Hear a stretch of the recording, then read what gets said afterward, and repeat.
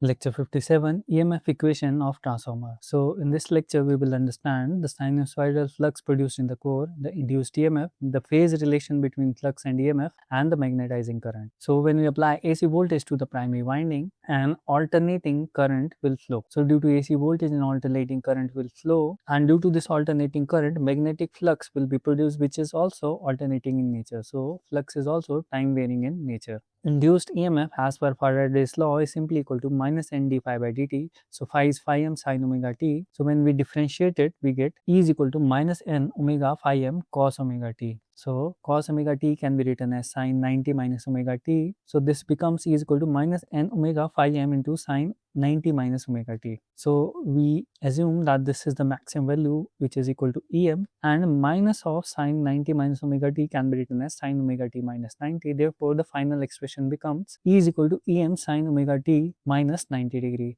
So from here we can understand the phase relation. So flux is phi m sin omega t, EMF is Em sin omega t minus 90. That means that both flux and EMF are out of phase by 90 degree. This can be represented in a phasor diagram like this. So here we represent flux, that is phi m sin omega t, as per cosine phasor reference, and EMF, that is Em sin omega t minus 90, is represented 90 degree lagging the flux phi. So in order to find out RMS value, we can simply obtain the RMS value by dividing the maximum value by root 2. So maximum value was n omega phi m, in which omega is 2 pi f. So when we substitute these values and solve, we get EMF is equal to 4.44 f n phi m. So for primary, the number of turns is n1, therefore the EMF in primary is 4.44 f n1 phi m. For secondary, it is 4.44 f n2 phi m, and the turn ratio becomes E1 by E2 is equal to n1 by n2.